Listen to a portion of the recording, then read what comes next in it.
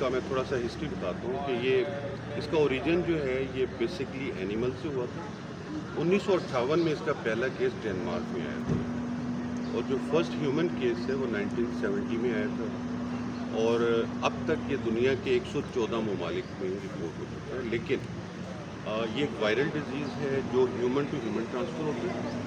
ये उस तरह का परेशानी की बात नहीं है कि ये सांस से ट्रांसफ़र नहीं होता। इसमें आपको बुखार, गले में सोर थ्रोट, थकावट, जॉइंट्स में पेन हो सकती है और आपका जो मेन अलामत है आपकी बॉडी पे रैश अपीयर होता है, जैसे स्मॉल पॉक्स का रैश होता है। इसीलिए इस वक्त इमीडिएटली जिन लोगों ने स्मॉल पॉक्स की वैक्सीनेशन करवाई हुई है उनको कत्तन कोई ख़तरा नहीं है। इसमें जो रिस्क है वो डायरेक्ट टच से है, कांटेक्ट से है। इसमें आपने मास्क को यूज़ करना है और उस बंदे को आइसोलेट करना है हॉस्पिटल में फॉर 2 वीक्स। इसकी जो इंक्यूबेशन पीरियड है, इंक्यूबेशन पीरियड कहते हैं जब वायरस आपके जिस्म में आए और अपीयरेंस ऑफ सिम्टम के दरमियान जो वक्फा है जिसमें वो मल्टीप्लाई होता है, वो 3 to 19 डेज होता है। अच्छा, इसकी जो मोर्टेलिटी है 100 में से जो क्लॉड 1 पहले चेन इसकी थी उसकी लेस देन 10% है। जो नई क्लॉड आई है क्लॉड 2B, इसके चूँकि अभी अमेरिका से और बाकी मुल्कों से, पहले ये हब था अफ्रीका, अब ये शिफ्ट हो गया बाकी मुल्कों की तरफ। उसके ऊपर कोरोना के बाद दुनिया बदल चुकी हुई है और इस वक्त इंटरनेशनल हेल्थ रेगुलेशन इंटैक्ट हो रही हैं। इंटरनेशनल हेल्थ रेगुलेशन का मेन मकसद है तमाम कम्युनिकेबल डिजीज़ वो अगर किसी मुल्क में आएँ तो बाकी मुल्कों को उससे उनके शहरियों को महफूज रखा जाए और ये एक अच्छी चीज़ है।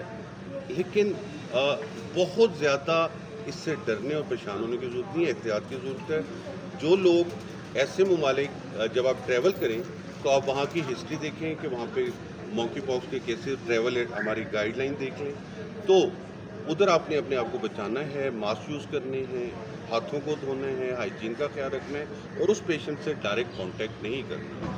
इसमें कोई सांस के ज़रिए और इसमें जो ज़्यादा रिस्की ग्रुप है वो छोटे बच्चे या जो ऐसे मरीज़ जिनको क्रॉनिक डिजीज़ हैं, फॉर एग्जांपल उनको लीवर की है, लंग्स की है, किडनीज़ की है, COPD है, दमा है, तो उनमें चांसेस होते हैं कि ये वायरस, क्योंकि उनकी इम्यूनिटी ऑलरेडी डाउन होती है, तो उसमें ये वायरस ज़्यादा सीवियर फॉर्म में आगे जाके कॉम्प्लिकेशन कर सकता है। लेकिन जो अब नई टाइप है क्लैड 2B, उसकी जो मोर्टेलिटी है वो 3%, लेस देन 3% है और इसकी जो कम्युनिकेबिलिटी है वो कोई सांस के ज़रिए नहीं है।